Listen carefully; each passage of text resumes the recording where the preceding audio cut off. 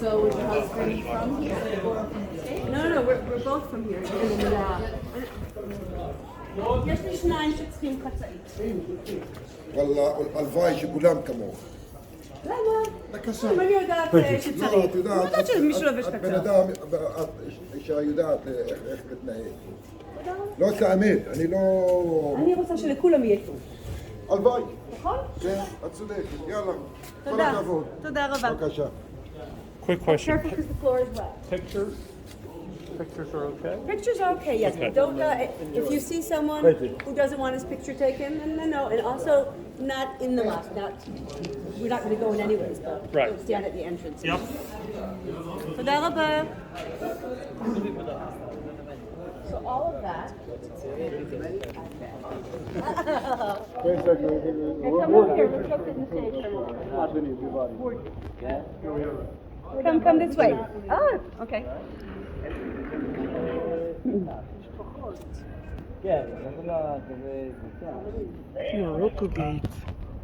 Also,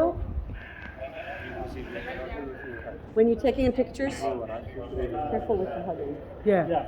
Careful with what? You know, if Que you no se están abrazando. Mejor no estar. it's it. Yeah, he didn't notice because he was happy with us. Oh, come over here. So, kissing. Oh, I can touch you. No touching me, Celia. Keep your Even hands if you're off married, of me. come sit down for a second. Oh, good. Okay, so before we walk around, let's understand why this place is so important. So it starts with Judaism. Why is it important for Judaism? We all know the story of the binding of Abraham. Abraham, the first Jew in the world, God tells him to take his son and sacrifice his son. Tie him up, take him out to the mountains and sacrifice your son. And Abraham doesn't ask any questions, that's what he does. According to tradition, the place that he did it was over here where the Dome of the Rock is. You can't see it now, the tree. You see a little bit of gold over there, yep.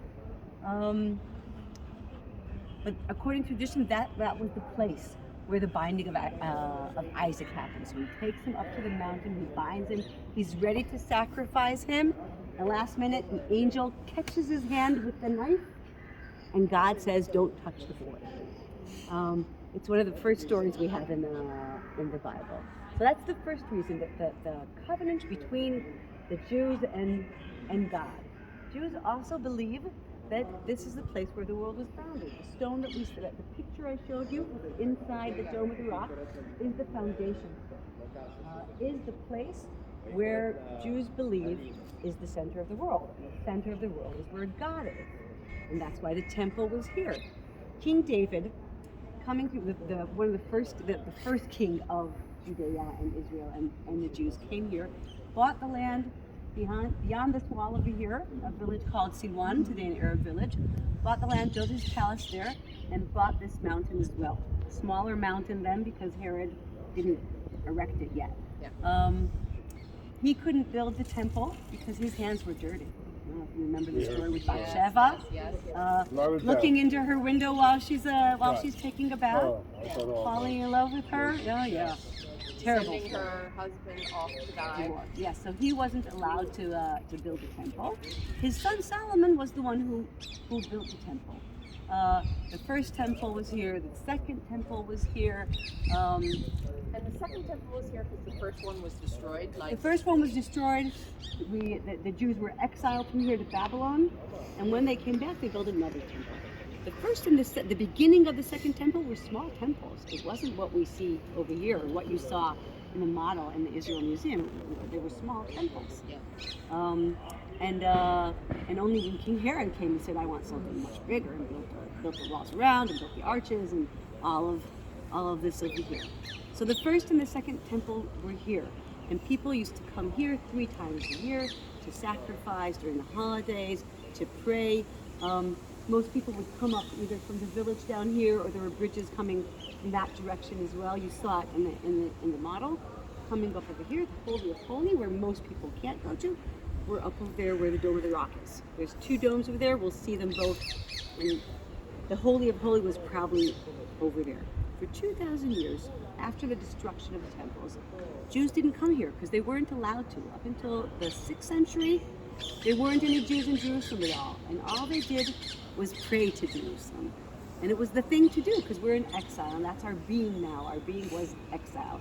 Some will say even though we have a state, our mind still feels like it's in exile. The Jewish mind is not totally understanding that, yes, understanding that we have a home. So they don't go up here. The 6th century, the Muslims start allowing Jews to come back. But the rabbis say we don't go up to the mountain. First of all, because we're not allowed to. But second of all, we don't know where the Holy of Holies is. So we have the wall. That's the place that we'll worship instead of the temple itself. The wall itself is not sacred. There's nothing holy about the wall. And religious Jews, I don't know if you noticed it, if you go down the wall again, very religious Jews, when they come to pray and they're facing the wall, they'll turn about 30 degrees this way towards where the Dome of the Rock is, where the temple was. Because it's not the wall that's important, it's the temple, or what was the temple. That's the religious part of it. We'll get to the politics in a second as well. The Muslims came 500 years after the destruction of the temple, 600 years almost, the 6th century, the 7th century. And they come here, and according to the Quran, Muhammad has a journey from Mecca and Medina in Saudi Arabia. There's a night journey on his miraculous beast called Buak, a horse with wings. He flies over here, ties his horse to the wall. The Muslims call the wall of Buak, not the Wailing Wall or the Western Wall. And he goes up to the sky to talk to God about what are my commandments? How many times a day do I need to pray? Do I need to fast? Do I need to do charity? And God gives him the commandments. There's a story, not from the Quran, but it's a nice story. Say that he went up to the sky and God said, you need to pray 500 times a day. And he goes back down and he meets Moses on the way. And Moses says to him, that doesn't make sense. We can't pray. Your people won't pray 500 times a day, so go back up and negotiate. So he goes back up and he negotiates, and God says, okay, 50 times. And he goes back down and he bumps into Jesus. And Jesus says, 50 times a day, that doesn't make sense either. Go back up and negotiate. So he goes back up and negotiates, and God says, okay, you could do 5 times a day. And he goes back down and it's 5 times a day. When they started praying, it was 3 times a day, but the Jews, they needed to differentiate themselves from the Jews. So they added 2 more in between prayers, so they're not like the Jews. The same with Ramadan. It's a month fast, but it started as Yom Kippur. It started as a 1-day fast. And it's not, Jews like to say, Israelis like to say, oh, they took all our ideas. They stole the ideas from Judaism. It's not stealing the ideas. It's taking the ideas and developing them theologically. It's like Windows. You get the new version of Windows for your computer. So our world got another version of the one God religion. So this is the place where he goes up to negotiate. Another thing that story tells us, that once upon a time, religions, or Islam in this case, were more accessible to people. Because nowadays, there are so many middlemen in Judaism and Christianity less, but in Islam as well. There are the people in between us and God. We don't speak to God directly. We go to the synagogue and there's a rabbi. We go to the mosque and there's an imam. So that story kind of says, once upon a time, God was accessible. It was different than it is now. So that's one reason why it's sacred to Islam, is because this is where he came on his journey, and this is where he went up. The stone that we saw the picture of inside the Dome of the Rock is the place where he went up, also the same place where the binding of Isaac happened according to Jewish tradition. When Muhammad came here, he said, when he formed Islam, he said the first direction of prayer will be Jerusalem. When you pray towards Jerusalem. Within about a year, very quickly he understood that he can't compete with Judaism over Jerusalem. So he said, okay, I'll change the direction of prayer, and we're going to pray towards Mecca. And they did. Have you ever been inside a mosque? A mosque we're sitting on a mosque right now, but a mosque is usually, it's an outside mosque. A mosque usually has the direction of prayer. You could see over here on my left, your right here, there's a little cubby hole right behind you. Every mosque will have a little cubby hole showing the direction of prayer. It's always towards Mecca.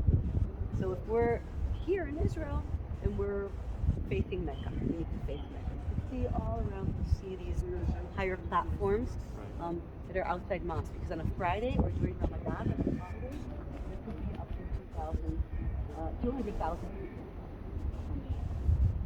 So the rows very, very organized, either with their mats they brought from home, or if they're going into the mosque or Eid. But on Friday it could be packed, especially during the holidays. You probably doesn't come here. No, Right. no, we don't come during prayer times. When we get to politics, we'll talk about that a little bit more.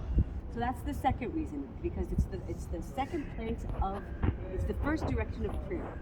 And Muslims say about Temple Mount, they call it El Aqsa, and they say it's the first direction of prayer. So it's the third most important place for Islam. The first one is Mecca, then Medina, then Jerusalem. The word El Aqsa means the furthest place. When Muhammad made his journey from Mecca to Jerusalem, we say Jerusalem now, but in the Quran it doesn't say Jerusalem. It says the furthest place. It says El Aqsa, the furthest mosque. Very quickly, within a few years, 50 years, it was declared to be here. Again, I'll say what I said before. Why did they choose the same places? Nobody knows. Why is some place considered sacred? Maybe there is something about it. I'm not a religious person, but maybe there is something about it. We don't know. All right? So those are the two religious things. Christianity, it's an important place for Christianity, because when the Messiah comes, and it will be Christ, it will be Jesus, he will come from the Mount of Olives over there where you were caught in the rain. Yeah. And I'm sorry.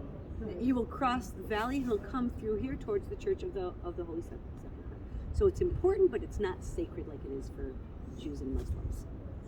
I have a question. In Sure. 67, when Jerusalem was recaptured by the Jews, they left this, I guess, out of respect for the Arab neighbors? Think or? it's not only respect, it was politics. When the Jews came here in 1967, it was a blitz war, 6 days, and it was over. There was a feeling of euphoria.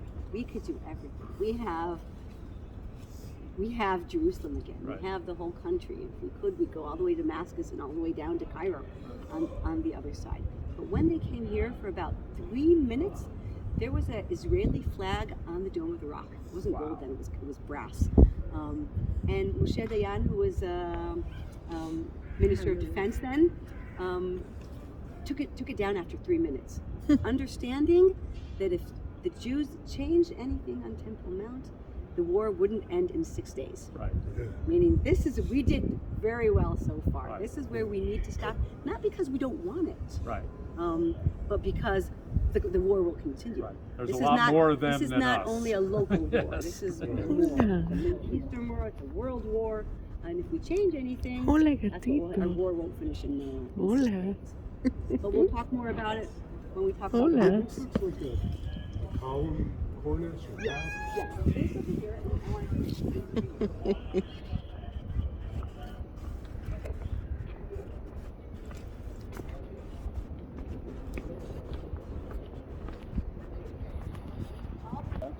That's Roman, yes. And the basket types are Middle Age, are Crusader times. Did you talk with Matan or when you were in Masada about Josephus? Josephus Flavius? No. Now, he was a Jewish historian, he was a Jewish leader, lost the battle to the Romans and then turned over to the Romans and became an historian.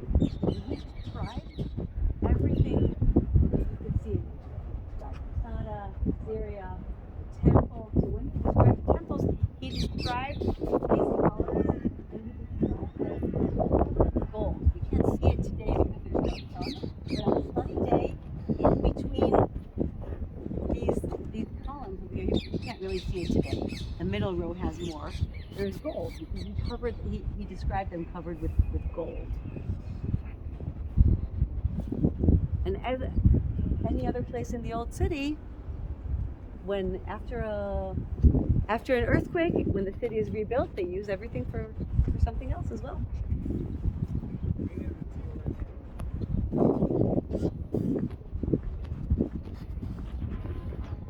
Yep.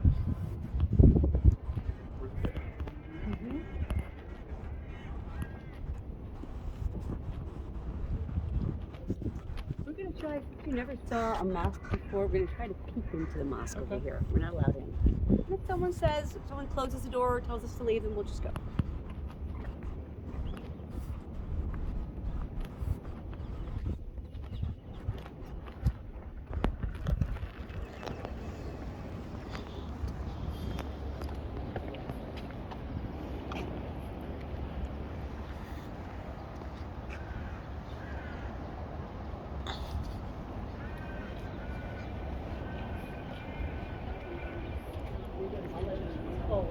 We're used to the summer.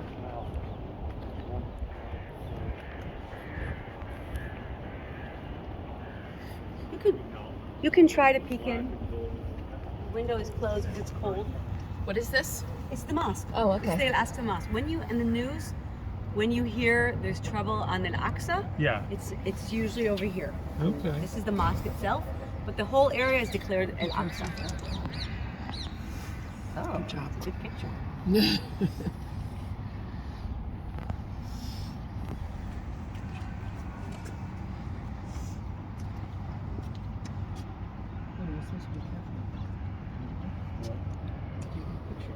Let's talk a little bit about politics. That's the interesting part of it. How much time you got? Yeah. So the politics. Up until the year 2000, tourists, non-Muslims were allowed all day long to come up the mountain. They were allowed into the mosques. They were allowed into the museums. Until when, you said? Up until the year 2000. 2000. Wow. They were allowed recent. into the, yeah. I still remember coming up here and going into the mosque and going to the museum and going into Temple Mount over there. In the year 2000, there was a very provocative Knesset member called Ariel Sharon, who said his motto was, "We're allowed to come up here. This is ours. We conquered it. This is where our temple was, and we're allowed to come up here." And every time you'll see it today now, we also have one of his followers is a Knesset member called Ben-Gvir. I'm sure you heard his name on the news in the States. The Americans were saying we're not sure we're going to be able to deal with this Knesset member. But there's a whole movement saying this is ours, we conquered it, this is where our temple was, we're allowed to come back here. And he came up here very provocatively, causing an uprising. And that's one of the things that caused the uprising in the year 2000. Called in Hebrew, in Arabic we say the Intifada. We have the first Intifada in the 82nd, the second one in 2000. And the mountain was closed because there were riots over here with stones and bottles, multiple cocktail bottles being thrown from here over towards the wall, the Wailing Wall, fighting the soldiers, the policemen. It was very, very dangerous. The police decided to close the mountain. And they closed the mountain for visitations for non-Muslims for 3 years. Muslims would still go pray. They have the right to pray. After 3 years, they wanted to open it again for tourists and non-Muslims. And the Muslims said, no, we're not ready yet. We don't think it's time yet. We think the population is not ready for it yet. Don't open it. But the Israelis said, yes, it is time. And then the Muslims said, okay, if you're going to open it, then we have our terms now. You're not allowed into the mosque anymore. You're not allowed into the museum. You're not allowed into Temple Mount. Now, everyone lost in that situation because we're not allowed in, and it's beautiful, and we missed it. And also, this monument over here, this kiosk over here, was the ticket box. If you saw on the other side, there's a small window, and it used to cost $15 a person to come up and go into the monuments. 2,000 tourists a day would come up here. So $15 times 2,000 is a lot of money. The WAF missed out. They could have used this money for something good. But politics are stronger than everything. So We were here in '87.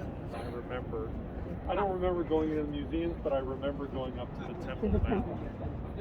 Not going in, just going up. Is there still hope that they'll allow it again, or is that beyond? Today I think we're beyond, but today we're also, in order for something to get better, it has to get worse.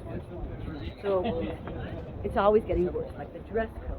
If you came in the 70s, or even when you came in 1987, I'm sure there was no. Yeah, I don't remember anybody saying. I think, out of respect, I think the tour guide said just. Yeah, but there was no basket. This is new. Skirts are new. Right. If you came even 2 years ago, they tell you you can't go up, or close your jacket, or close your shirt, or they give you scarves. They had a basket I of was scarves. told in certain that I would have canceled. I did. You did? You were listening to me. I wasn't listening. Yes. Sorry. What are we going to do with you guys? But you didn't tell me its slits were not allowed. You did not I know. anticipate I that. didn't.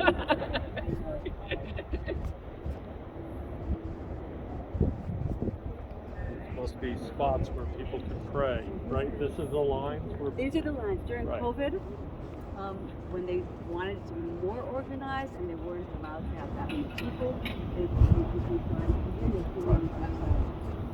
So we're standing in front of the entrance to Aqsa on one side and the Dome of the Rock on the other side. The Dome of the Rock is not a mosque. It's a memorial. It's a what? It's a memorial place. Memorial. It's not a mosque. It doesn't have the shape of a mosque. The That mosques one. are always, yes, That one. yes. Okay. You'll see it's octangular. It has 8 sides to it, 8 Okay. walls to it. Uh-huh. A mosque is usually very long. It goes this way because it wants to have as many people as they can in front of the So you mihrab. pray that way. Yes, to face south. Yes. So this is the mosque. The Dome of the Rock is a memorial place for the place where Muhammad went up to the sky. It's okay. But the whole area is called the Aqsa. The Muslims, when they come pray, they pray anywhere. The whole place is sacred, and the whole place is a mosque. And you see all the platforms around you with showing the direction of And that means the farthest place. the farthest mosque. The farthest mosque. Yes, there was already a mosque. And we don't have a definite identification of what it was. Very quickly, it became the Story within a few years. Yeah, it could have been someplace else, but it doesn't matter. For a believer, it doesn't matter anymore. Just like for Judaism, if you're a believing Jew, it doesn't matter whether there was a temple or wasn't a temple, whether there was God's essence or not. So this building over here is built on the side of the mountain. If you remember, I don't know if Matan showed you a picture, if we drew it for you, but if this is the mountain, right, and these are the walls around the mountain, the temple and the Dome of the Rock are right in the middle of the mountain. And Aqsa is probably somewhere over here. Every 100 years, there is an earthquake, so every 100 years, this building could fall down. And it does fall down. So when you look at it, you see the architecture is very mixed. You've got Muslim architecture, you've got Crusaders, the arch over here, and the small pillars are Middle Age. The big pillars are Roman. You can see Roman column tops as well. The inscriptions over here, the left inscription is by one of the kings who came to erect the mosque again, saying, "I built the mosque again. This is what I did. I am the keeper of the Aqsa," he says, and I am also the keeper. It always says all over. It says the keeper of the Aqsa and the keeper of Hebron, where the fathers are. So remind me, who's the keeper? Every one of these inscriptions is from a different leader. Oh, I'm sorry. Saying- Different leader. Yes, different Muslim leaders. It could be Ibn Khaldun, it could be Al-Mu'azzam Isa. Each one has its own way of saying, "I was here." Around the mountain, there are more than 150 monuments built by different leaders saying, "I was here." What I want to do, I want to show that I gave money and I supported Al-Aqsa. Still going on today. Huh? Still Still happening going on today. today. I'll show you in a minute how we'll see the signs and the donations as well. Still going on today, but today it's not only religious, it's national. Everywhere, yeah. We link the religious to the national, and that's what's causing the problems. So we have the inscriptions that are Muslim. The top is Muslim as well. The arches are Crusaders. The columns are either Roman or Crusaders. The Dome of the Rock, on the other hand, I'll talk more about the architecture and the art when we get there, has been standing here for 1,300 years. It's a place of worship for 1,300 years. Because every time there's an earthquake, this doesn't fall down. This falls down, this doesn't. So it's celebrated for 2 years. If that way in Chicago, that's where Yeah. you should go back. The eastern side of the mosque, and you'll see the architecture is more Crusaders, Middle Ages. Even there's a Rosada, and the entrance, the furthest entrance over there, the window. Yeah. There's a round window above it. Right. Yeah, See it? yeah. That's Uh-huh. Crusaders. Right. The Templars were here. The Crusaders came here. They were here for 150 years. They were the keepers of the temple, and they sat here because there was nothing here. After the destruction of the temple, there was nothing. Okay. No mosque or temple. The Romans had a small temple for, I can't remember if it's Venus or Aphrodite, up over here where the temple was. That's what caused the rebellion with the Jews, because the Romans wanted to have a statue in the temple over here. And the Crusaders came and they built whatever they built. There was a small church. Their headquarters were over here as well, but it wasn't holy, so they were just passing by over here. The Jews, when they came up to the temple from here, there's another gate over here that is closed. It's underneath. We're standing on the arches that Matan showed you. So, but yeah, Matan showed us 3 that were carved on that side, down by the city of David. Three gates. 3 yeah. blocks. Yeah, like you've been like. So that was the way up to the temple. We have a little bit of the remains of it. Right over here, the stone over here. Yeah. Which is the original stone of the mountain. It's not something someone built. It's part of the stairs that went up to the temple. So he described that the Jews came up Yes, that the- way. those- and the poor that Jews. Those 3 doors that you saw are right in front of us, Right. on the other side of this wall. You can't see them because they're not here. This is the top of the wall. We still have a wall underneath us, Yeah, it was and we're pretty- standing on the arches that Herod built. And underneath, there's another mosque underneath. Really? There is another mosque underneath? There's another mosque. There's everything underneath. When I'll show you my hat again. When King Herod built those walls around the temple, there were arches between the wall, between the mountain and the wall. And Okay. what we're standing on over here is this part over here. He If said- you he wait, described your it as a phone. plate If this on is the top. wall, if your phone is the wall, and this Yeah. is the mountain, there are arches over here. So we're standing over the Oh. arches. And then he described the steps being wide so people didn't rush up. Right. For crowd They- control. They were wide and narrow and wide and narrow, Right. so people wouldn't rush up. So they came all the way from down here up to the temple, and this is one of the stairs that go up. There's another one on the other side as well. So we know for sure the temple was here. There's no question about it. If we flash back to politics, Okay. there was nothing here for 500 years, and the Muslims came and they built the mosques. And when the state of Israel started, or even before Zionism, during the beginning of Zionism, Jews didn't come here, so it was no problem. The Muslims did acknowledge there was a temple over here. Did acknowledge. They even, Did acknowledge. yes, they did acknowledge. I have at home, I have a small pamphlet that was written in 1927, I think, for tourists, saying the place of the Jewish temple, the place of the mosque, the place of the temple. Later on, with their national fight, they changed their narrative, saying the Jews are imagining it, and they call the temple, they call it el-Maqdas el-Mu'azzam, the imaginary temple.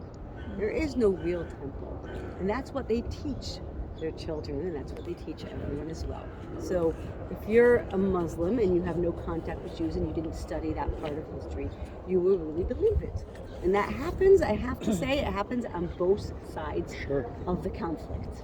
There are so many things. If I come here with my students, I'm a teacher as well. If I will come here to the old city, not even here, with my students, and I'll say, we're past the green line. The border was here, and this is not Israel territory, they won't believe me. Right. Because in a map that their geography teacher draws them, Jerusalem is part of Israel. Right. So it's on both sides. Everyone has a narrative, and the narrative changes according to. Where you sit is where you stand. Yeah, absolutely. Remember Thatcher Longstreth told us that. We're gonna walk around because we have time. We're gonna walk around and come up from the other side.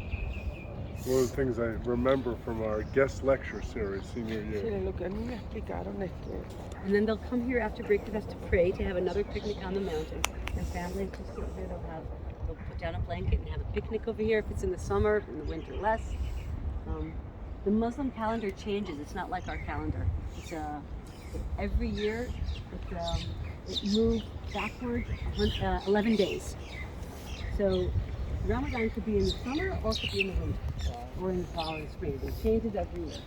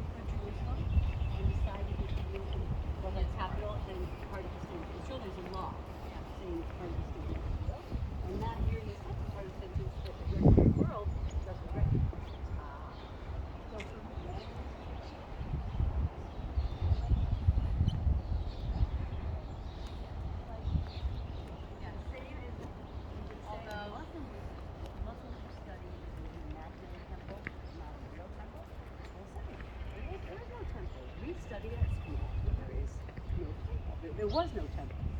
You imagined it. Right. Not knowing that we know that there was a temple here. Right.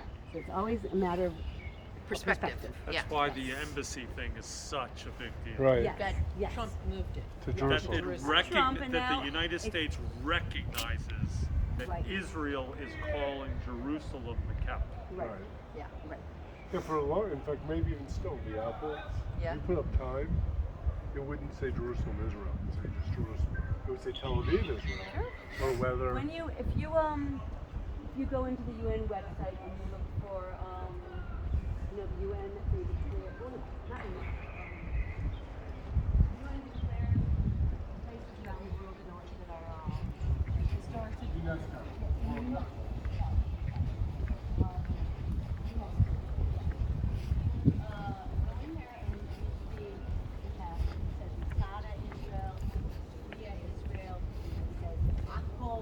Israel, it says Jerusalem. It doesn't say Jerusalem Israel, it doesn't say Jerusalem Palestine or Right. Jerusalem Jordan.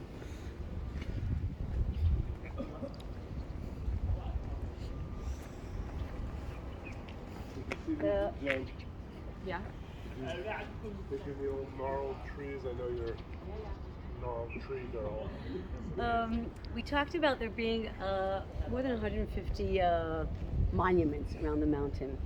Different kings, emperors saying, I did this and I did that, I donated this, I constructed this. So even nowadays, if you turn around and see these water fountains over here, they were donated by Turkey, by Erdogan, for the benefit of the prayers of El Aqsa. So it's good water there. If anyone needs to fill up their water bottle, get one later if you need one. So this is like, I could make a donation with the Louis Hockman water coolers. Muslims, the Waqf, said, okay, we'll open the mountain, but you're not allowed into the monuments, and you're only allowed to go in for a few days, a few hours a day. So in the morning will be 7:30 to 10:30 or 7 to 10, and in the afternoon for another hour, and you're only allowed to go up from that entrance over there, from the Mughal beam. If you are a tourist, if you're a Muslim tourist, let's say you were with a group, and you were a Muslim tourist and you came up with the group and you wanted to go in to pray, and you say, I'm Muslim, but you don't look Muslim. You don't have the dress, That's you what know I'm that. asking about. Yeah, you're from, They give you a test? huh? Yes, they will give you a test. The Right. people That's who what I was gave you the asking. skirts Right. will stand at the entrance and will say, you can't go in. And Right. I'll say, but I'm Muslim. Right. I'm Muslim, you know, I'm a troublemaker. No, I'm not a troublemaker. I'm a Muslim. I don't know, my ancestors were from India, and there were intermarriages, and but you know, I'm a practicing Muslim. So they'll ask me, can you recite the Quran? And I'll have to recite the Quran. That's what I was curious Yeah, about. yeah. So And the you rest- won't be able to go in from any of the other gates. I was with a group one day, and it was a dual narrative group. So it was me and a Palestinian guide as well. And one of the members of the group was Muslim. We exited the mountain, and she said, "But I want to go into the Dome of the Rock." Right. And the Muslim guide said, "I'll take you," because they won't let you in, because she looked, I mean, she had the face, she did look Middle Eastern, but she was Western jeans, she was very modern, and they said, "They won't believe you." So he walked back up with her and made sure that she could go back in. Okay. Good. Okay. I was just curious about Yeah. the policing of it. There are many. It's called the Waqf. The Waqf is an organization. It's a charitable real estate organization, and just like the church has properties, the Waqf has properties as well. When Israel came up to the mountain, and after 3 minutes took down the flag from the Dome of the Rock, they decided to give the dominance of the mountain to the Jordanian Waqf. Now it's interesting because it's not to the Palestinian local one, but to the Jordanians, causing another conflict between Jordan and Palestinians, saying that's why this place is so important nationally for Palestinians, because this is all they have left. The rest of the world left them. They had peace treaties with us. We have now even the Emirates have their peace treaties with us. We have Jordan, we have Egypt. Saudi Arabia is not so strict as they used to be with Israel. So this is all they have left to save. We have the third most important place, sacred place in the world, and we still have something. But the Israelis gave it to the Jordanians. And every time there is conflict between Israelis and Jordanians and Palestinians over here on the mountain, we have a problem with the king. Right. Not only with locals, Right. because they're in charge here. Should we go up? Yeah. We haven't talked yet. I mustn't forget about the Jews who do come to pray here. It's important because when I said in the year 2000, about 20 years ago,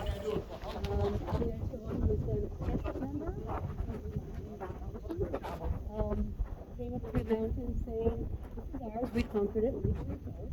We're allowed to come through here. We're allowed to do whatever our little hearts desire."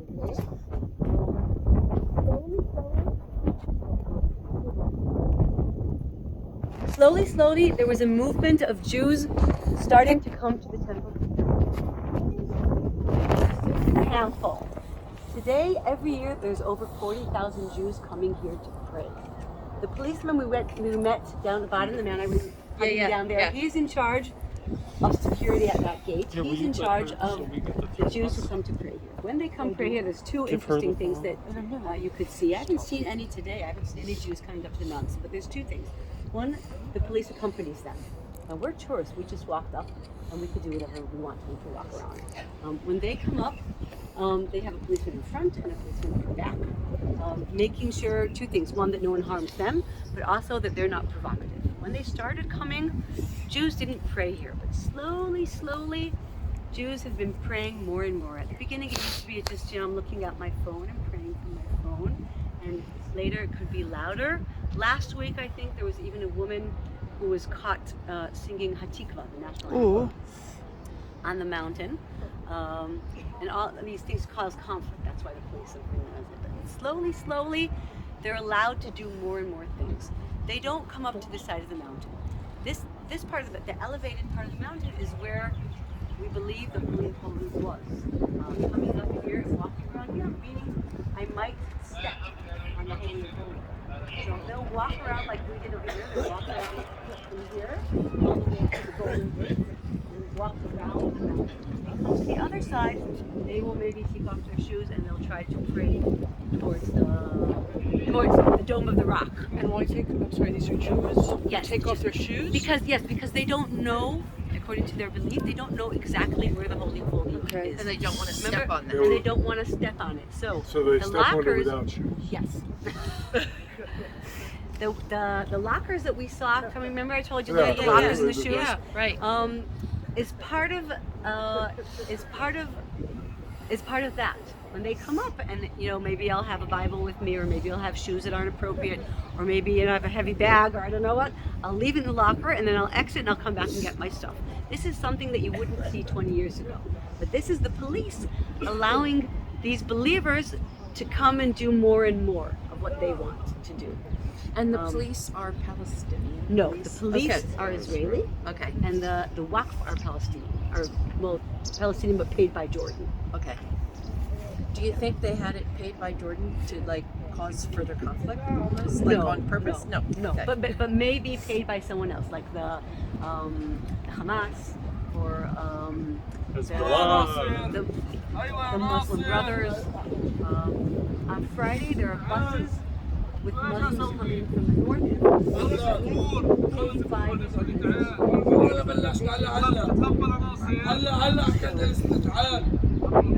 we haven't seen any Jews maybe on the way out. You see that it's very distinctive. I They're mean, if I religious. decided to get down and maybe do my own personal prayer right here, right now, Someone it could would- potentially cause a problem. Absolutely. Not potentially, for sure. For sure. For sure. When yesterday when we spoke, I said if you have any religious artifacts, if you're wearing a kippah, if you have a Magen David or a cross, or if you have your tzitzit coming out from your shirt, then you won't be able to come up with us as a tourist. You'll have to wait for a religious group to come, and then you'll come. But Tom also said he does not come up here. There is a conflict within Judaism, saying are Jews allowed to come up to the Temple Mount or not? Matan believes not, because coming up to Temple Mount and praying on Temple Mount means, theologically, means that we have a third temple. Now, we don't have a third temple. We have a state, which we could say this is the temple we have now. The third temple can be ordered only by God, not by people. So ultra-Orthodox, the Haredim that you saw, will stand outside. They'll even yell at the national religious Jews who are coming up to the mountain. Sometimes there'll be signs saying a real Jew doesn't come up to the mountain. Now, there's no place in the Bible or in earlier halakha saying that we're not allowed, that Jews aren't allowed onto the mountain. But since they weren't allowed politically to come up after the year 2000, there were no Jews here. That's what they got used to. So ultra-Orthodox will say we are not allowed up here. Well, I don't get the Because sense we he's haven't- ultra-Orthodox. No, he's not ultra-Orthodox. He is saying this is the Holy of Holies. I don't know exactly where it is, so I don't want to go up He's there. a believer. And step on it. And he's also saying, God hasn't told me to build the third temple yet. So I'm not going to treat it like the third temple yet. These are the ruins of the second temple. And it's holy, and if one day there is a third temple, it will be here. And that's what Matan believes, but ask him, he'll say, or I believe. Gotcha. Yeah. Don't be shy, ask him. Yeah. No, you are. So is this where Mary is also? No. No. So I'm Mary. Presbyterian. Mary was Jesus' mother. Yeah. Was buried in the tradition says two places. One is right underneath this church over here. Okay. The tomb of Mary Yeah. is right underneath Maria Magdalena. Okay. And Catholics will say the place of her not burial, but where she fell asleep. Yeah. is on Right. Mount Right. Zion, Okay. the Dormition. Should we go closer? Yeah. We have two domes. No one knows why we have two domes. No one knows what? Why we have two domes. We have the Dome of the Rock right behind me, and we have this dome called either the Dome of the Chain. There's a chain over there. There's a legend about that chain. I'll tell you it later. But why are there two? So there's different theories about what was the second dome, because obviously this is the smaller dome, and not as fancy as well as this one. So one was that when the Muslims built it, they built this first as a model, because it looks like the big one, and you can see the pillars are different, every column top is different. It's very pretty, but it's not, the finishing isn't fine enough. The other, I don't mind if we touch. no, you can use marble. The marble just shows you how expensive it was, because there is no marble in Israel or in Palestine.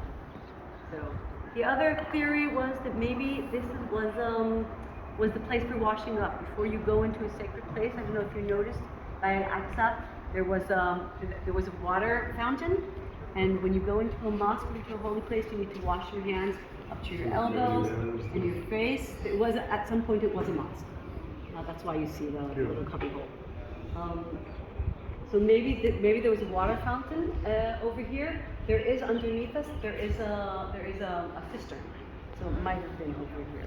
We don't know. The Muslims call this place Mahkama Dawood. According to tradition, this was the place where King David and King Solomon sat down and judged. Very wise people, the judges as well.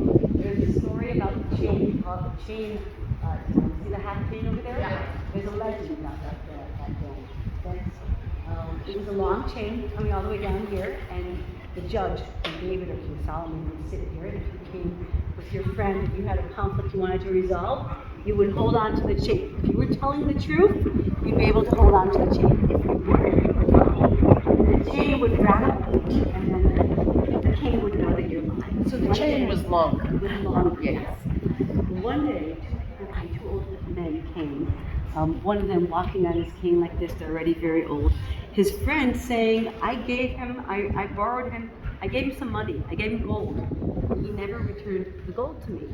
And the other one says, yes, I did. So they come to the judge, and the judge says to the first person, hold on to the chain and tell your story, and we'll see what happens. And he holds on to the chain, and says, I gave him my gold, and I never got the gold back. And the chain is stable, and he leaves the chain alone. So his friend holds on to the chain as well. He gives his cane to his friend to hold for him while he's telling his story. He holds on to the chain and says, I gave him back the gold. And the chain doesn't rattle either. Apparently, the gold was melted into his cane. So when he gave his friend the cane, it's a legend, it's a story. Yeah. When he gave his friend the cane, he said, I gave it back. And the legend said that the chain was so ashamed that they missed that point. They couldn't see the truth. They couldn't see the truth that it broke. That's why we don't have a chain anymore. A really nice photo. You guys are taking a lot of pictures. If you put your camera down here on selfie mode for 3 seconds and everyone stands around it, you get to see yourself. Wow. Do we know how to do that? I would love to do that. Yeah? Do you know how to do that? I don't. No? I'll do it. You know how to do it? Wait.